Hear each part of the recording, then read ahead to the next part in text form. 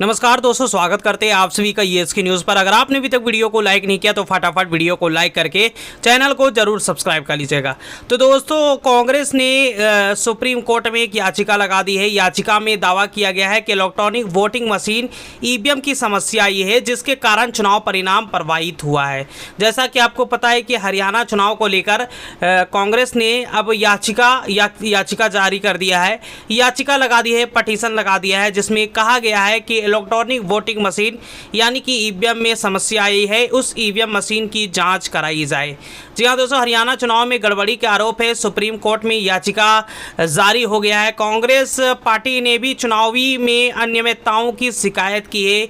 चुनाव में किस प्रकार की समस्या आई उसको लेकर यहाँ पर कांग्रेस ने सुप्रीम कोर्ट में शिकायत कर दी है, लेकिन कई कार्रवाई नहीं हुई। जी हाँ दोस्तों, आपको बता दें कि कांग्रेस कह रहा है कि चुनाव आयोग की तरफ से कोई भी कार्रवाई नहीं की गई। आरोप लगाया गया है कि मतदान के दौरान कुछ ईवीएम में बैटरी की क्षमता भी कम थी। जी हाँ, कांग्रेस लगातार ये आरोप पर आरोप लगा रहा है कि मतगणना के समय काउंटिंग के समय ईवीएम की जो बैटरी परसेंटेज है उसकी क्षमता भी कम थी। चुनाव आयोग का मुख्य चुनाव आयुक्त राजीव कुमार ने ईवीएम की सुरक्षा का समर्थन किया है, यह कहते हुए कि मशीनों में कोई गड़बड़ी नहीं है। लेकिन कांग्रेस का कहना है कि जो बैटरी परसेंटेज जो बढ़ी थी वो कैसे बढ़ी थी इसकी जानकारी चुनाव आयोग दे। आयोग ने बैटरी की स्थिति के बारे में अभी कोई भी जानकारी नहीं दी है और इस संबंधित जांच के लिए निर्देश दिए गए हैं। जी हाँ, आपको बता दें कि चुनाव आयोग ने कहा है कि इसको लेकर जल्दी जांच किया जाएगा। तो ऐसे में सुप्रीम कोर्ट में दायर याचिका में इस बात का संकेत है कि चुनावी प्रक्रिया में पारदर्शिता बनाए रखना आवश्यक है। अगर आरोपी सिद्ध होते हैं तो चुनाव की विश्वसनीयता पर प्रश्न उठ सकते हैं। जी हाँ, आपको बता दें कि अब याचिका दाखिल किया गया है, सुप्रीम कोर्ट में याचिका लगाया गया है, ईवीएम की जो गड़बड़ी है उसकी रिपोर्ट जारी की गई है। जी हाँ दोस्तों, हरियाणा चुनाव में लगातार याचिका दर्ज की जा रही है। याचिकाकर्ता ने दोबारा वोटिंग मशीन ईवीएम बैटरी की चार्जिंग आधार बनाया, यानी कि जो याचिका लगाई गई है उसमें चार्जिंग का आधार बनाया गया है। जो बैटरी परसेंटेज है जो जहाँ बढ़ी हुई है कहीं घटी हुई है, इसको लेकर याचिकाकर्ता ने पटिशन जारी किया है। तो यहाँ पर सुप्रीम कोर्ट बहुत ही जल्द इसका जवाब दे सकता है। आपको बता दें कि सुप्रीम कोर्ट बहुत ही जल्द चुनाव आयोग को नोटिस जारी कर सकता है।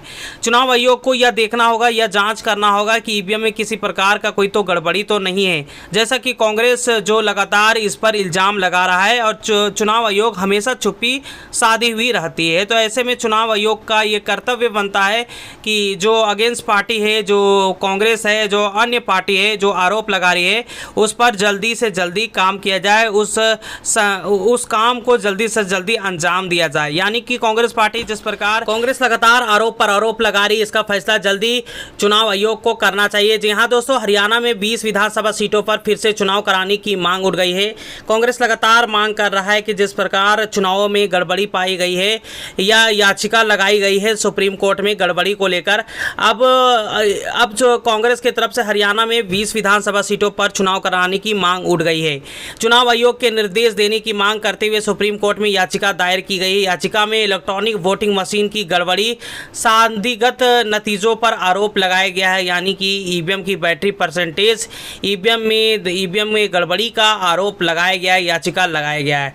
दरअसल प्रिय मिश्रा विकास बसंसल अधिकारी नरेंद्र मिश्रा मध्यम सुप्रीम कोर्ट में ये याचिका दायर की है, जिसमें कहा गया है कि चुनाव आयोग ने इलेक्ट्रॉनिक वोटिंग मशीन के माध्यम से राज्य में विधानसभा चुनाव में घोषणा सटीकता के आधार पर नहीं की है।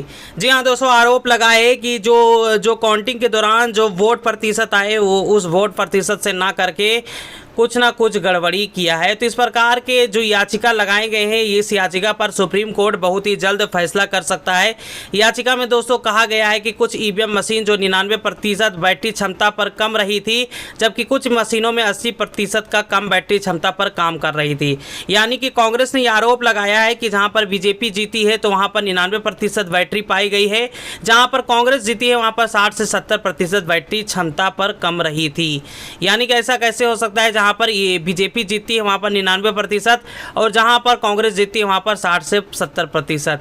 तो इस पर चुनाव आयोग ने जवाब मांगा है, इस पर कांग्रेस ने चुनाव आयोग से जवाब मांगा है और इसको लेकर याचिका भी दाखिल कर दी गई है। याचिका में कहा गया है कि वास्तव में कुछ मामलों में एक ही मतदान केंद्र में इस्तेमाल की गई ईवीएम में विसंगति पाई गई है। पता चलने पर भारतीय नेशनल कांग्रेस के उम्मीदवारों ने संबोधित रिटर्निंग अधिकारियों से समक्ष इस मुद्दे को उठाया है। हालांकि अधिकांश स्थानों पर इस संबंध में कोई प्रतिक्रिया नहीं मिली है। जी हाँ दोस्तों, आपको बता दें कि कहीं कहीं पर यह प्रतिक्रिया मिली है, कहीं कहीं पर बैटरी परसेंटेज बढ़े हुए हैं और कहीं पर ये मामला कुछ नहीं आया है। याचिका में कहा गया है कुछ ईवीएम मशीन 99% बैटरी के क्षमता पर कम रही तो कुछ 99% से कम, लेकिन कुछ 70% से कम। जो परिणाम दिन चार्जिंग पॉइंट में चुनाव में बचे प्रतिशत से बहुत ही अधिक है। यानी कि कहा गया है कांग्रेस की तरफ से कि मतगणना के समय जो 100% बैटरी रहता है तो वो 80-50 से 70-75 के बीच में होना चाहिए, जैसे कि कुछ कुछ जगहों पर 70-75 के बीच में था।